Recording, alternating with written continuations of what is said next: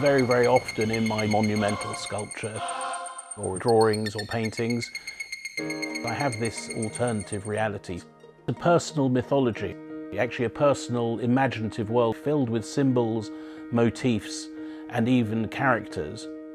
They're almost like characters in a play that appear in different contexts.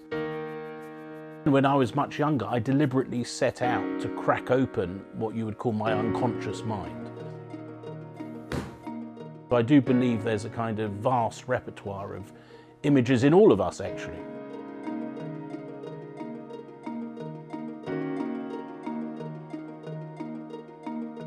I felt that COVID was an unprecedented moment in human history.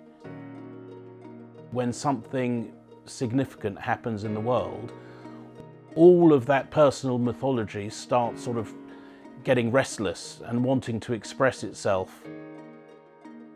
There have been pandemics before, but COVID hit during sort of the height of the information age, where everybody kind of knows everything, and it was totally global.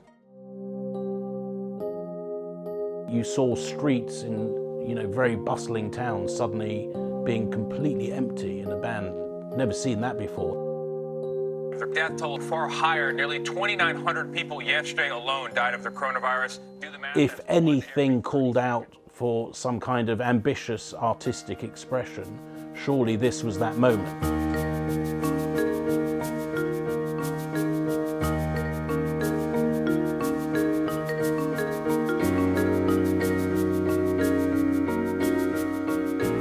It was in March 2020. One day I felt okay, and the next day I was coughing my lights out, unable to breathe properly. It was pretty clear that I'd got COVID. I felt instinctively I'm going to start drawing. We didn't really know how dangerous this thing was or how likely we were to survive it. I did have this thought that they may actually be my last works.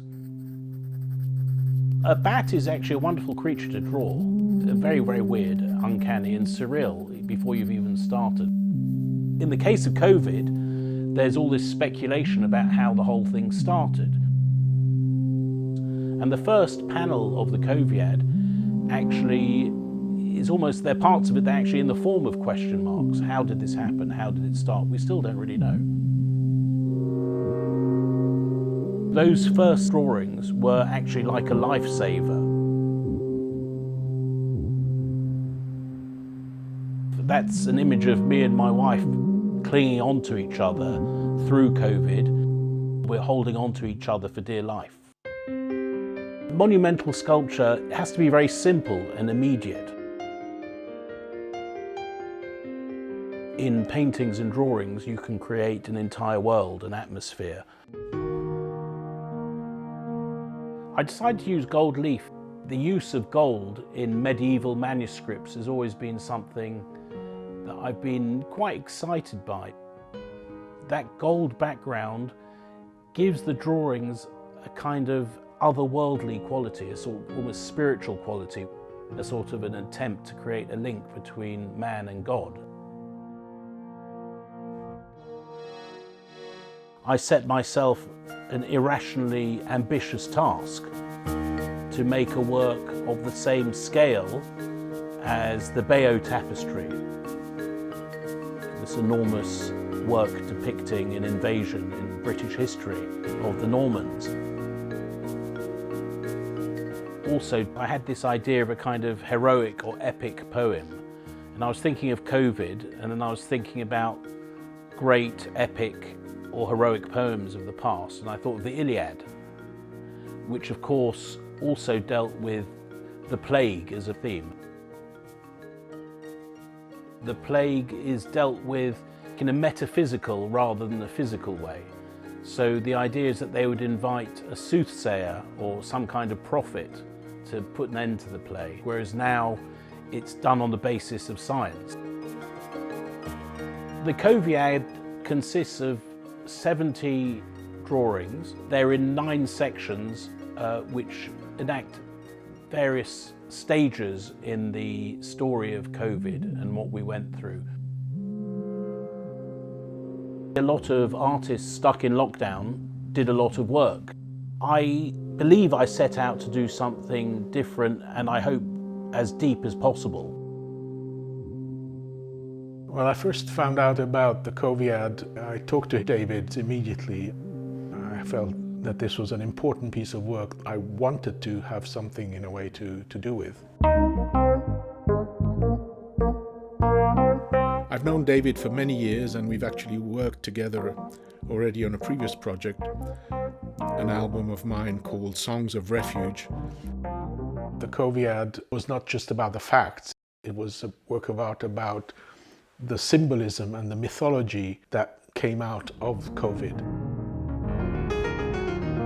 I approached David and suggested creating a musical composition around the work. He gave me carte blanche to do what I wanted. I trained mainly as a jazz musician. Now, I've been working mainly with vintage synthesizers, which are very dear to me. I wanted to create an immersive atmosphere. I felt it needed an ongoing, rolling piece of music that would create the idea of timelessness. People were stuck in their bubbles. The whole sense of time had dissolved in a way during the lockdown. I was really grappling with the major themes at that time. Things like lockdown, where we're all put into these little boxes and separated all over the world. What does it mean to be connected or unconnected? A lot of relationships got better or worse during COVID. I used the drawings really as springboards for the musical composition. I was able to structure the musical composition around each section, 9 sections of the drawings. I wanted to create a purely electronic score, mixing different layers of vintage synth sounds, trying to create a mood, but also within that mood to have sonic events that come and go, so that there would be a kind of internal narrative. A lot of it came out of improvisations with my keyboard. People not being allowed to say goodbye to each other before they passed away. That in itself is a subject of enormous power. My mother at the time was in a nursing home. She passed away during the COVID, so I couldn't actually go and see her before she passed away. So that was a very sort of intense moment for me during the COVID. There are also images of empty clothes because many millions of people died in COVID. I often think of empty clothes almost like the body and the soul separated. The challenges to science to come up with a vaccine in a timely way, and how that saved a lot of people and a lot of lives.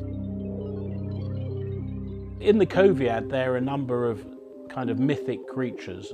The Ouroboros, kind of a creature that devours itself, it's kind of circular. The idea that we kind of consume ourselves, self-destruction. So that's a powerful image that comes from medieval art, but is actually really relevant today. I'm certainly influenced by ancient, Renaissance, medieval art, surreal images. I think there is a lot of room to explore these two works together as an immersive experience. Towards the end of the Coviad, you have the syringes sprouting wings like angels. It could be a very interactive installation. It was sparked off by COVID, but the work of art then takes on a life of its own.